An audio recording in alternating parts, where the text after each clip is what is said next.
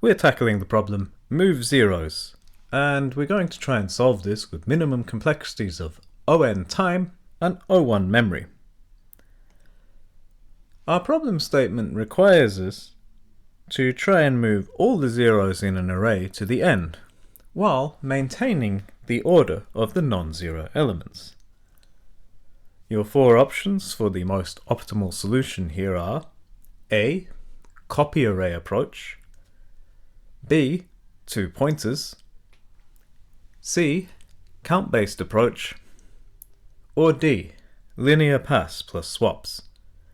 I'm going to pause for a couple of seconds while you make your choice. So, for those of you who recognize the most optimal solution, congratulations. And for those of you who just want to see some code, the answer here is B, two pointers. Before we continue, let's discuss the brute force approach. One simple brute force approach is to iterate through the array, and for each non-zero element, swap it with the first available zero element afterwards. This would keep all non-zero elements to the front of the array, maintaining their relative order, while all remaining elements at the end of the array will be zero.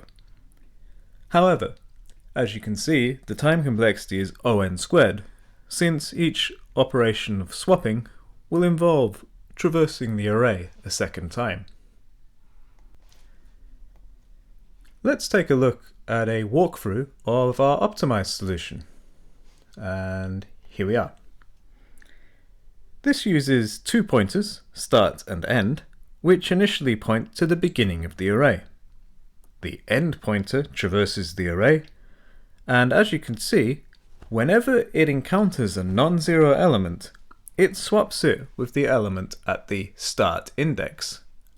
Very simple code and very short.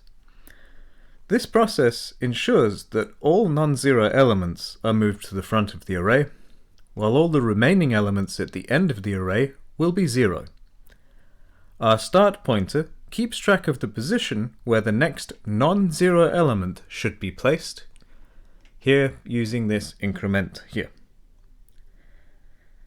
So, this approach has a time complexity of on, and although it's quite a short code, I'm just going to go through the line by line one more time.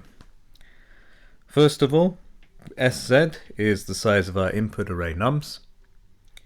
Then we've got our for loop iterating over that nums vector. Start and end are integer variables, both set to 0, and our loop continues until we reach the end of the array with the end pointer. This line is key here. It checks if the element at index end in the vector nums is not equal to 0. In that case, if the current element is non-zero, then we're using this line. This line swaps it with the element at the start index and increments the start pointer by 1.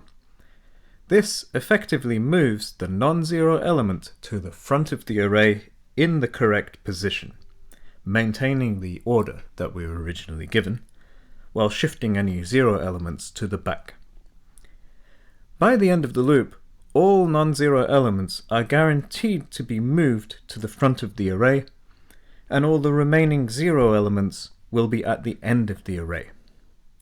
So, I hope that that's clear, and that's one more problem-solving session completed with Coding Card Sharp, where we've used one of these four methods to solve move zeros. And that is two pointers. I hope you were able to get it, and there's quite a lengthy explanation if you're still struggling. We also provide some solution code in C++, Python, and Java. And of course you can attempt the problem on LeetCode to your heart's content. If you're still struggling with why we're using two pointers here, I strongly recommend that you check out the Coding Interviews course on Udemy. Dr. Ibrahim often offers a much better technical explanation in almost every case, and in many cases he has a more visual approach to his solutions as well.